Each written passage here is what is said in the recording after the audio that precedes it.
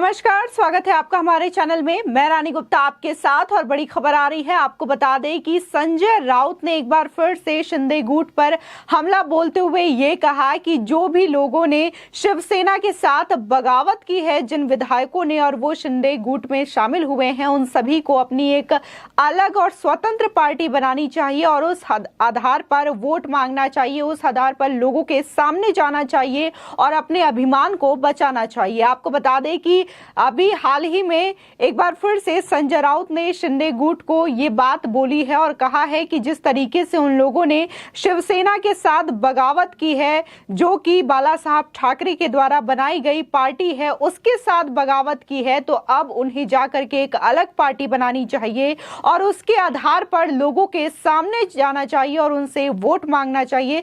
तभी पता चलेगा कि स्वाभिमान क्या होता है। इसी के साथ ही आपको बता दें, संजय राउत ने यह भी कहा कि इस सरकार का महाराष्ट्र में कोई अस्तित्व नहीं है। इसी के साथ ही उन्होंने लगातार शिंदे गुट को लेकर के कई सारी बातें कही और इसी के साथ ही जिस तरीके से बातें सामने आ रही है, उसमें उन्होंने ये भी कहा कि 2019 में जो विधानसभा चुनाव हुए हैं महाराष्ट्र में बीजेपी गठबंधन के साथ, तो जो शिंदे गुट में विधायक मौजूद हैं, तो इनमें से भी कई विधायक इस गठबंधन चुनाव के बावजूद भी हार गए थे।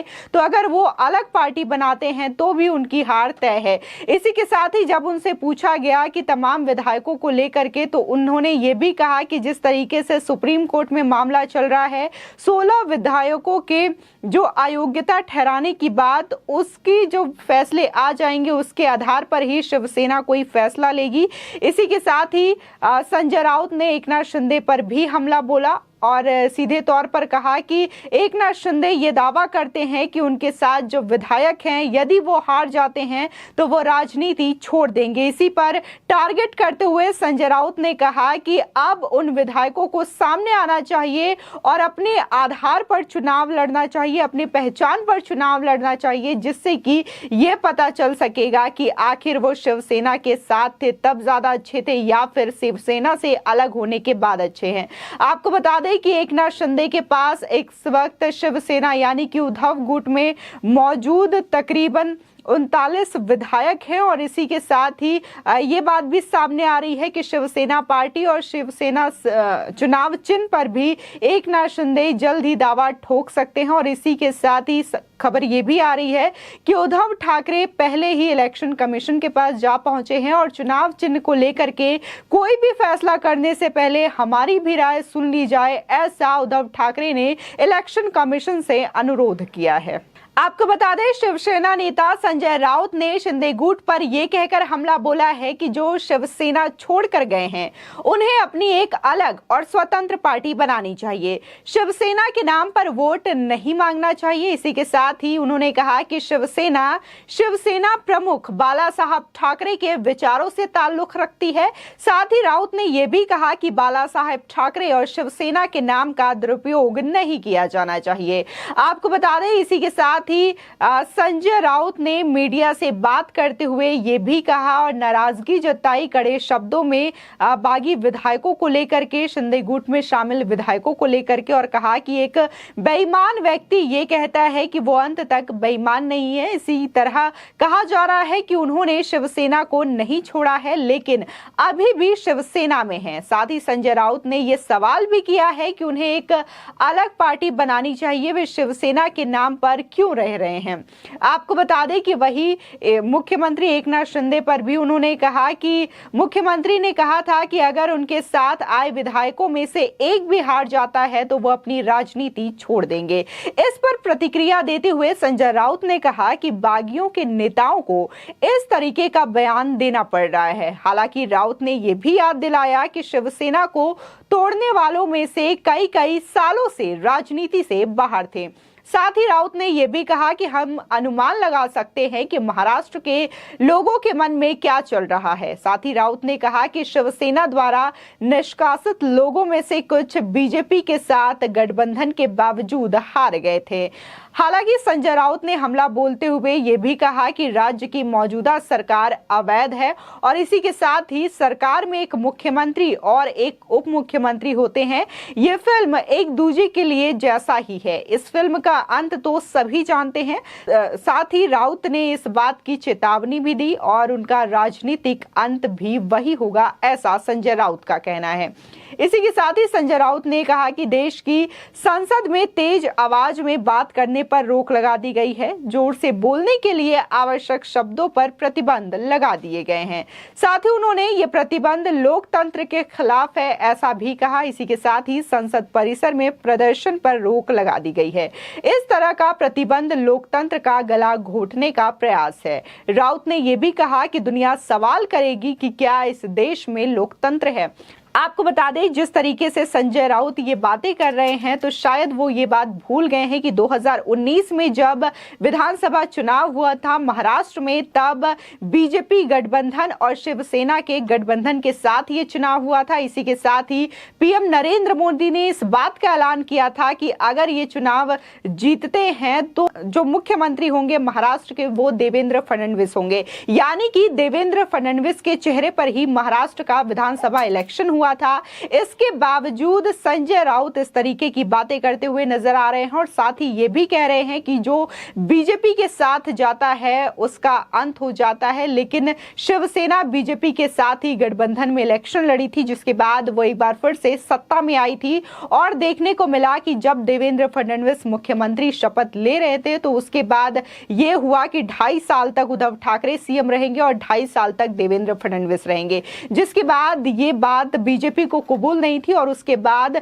महाराष्ट्र में महाविकास आघाड़ी सरकार का जन्म हुआ और इसी के साथ ही कांग्रेस, एनसीपी और शिवसेना का गठबंधन हुआ। ये वही कांग्रेस है जिसके साथ बाला साहब ठाकरे हमेशा एक ही बात बोलते थे कि अगर जिस दिन कांग्रेस के साथ गठबंधन करना हुआ तो उस दिन मैं अपनी दुकान बंद कर दूंगा, यानी कि अपनी राजनीति छोड़ दूंगा।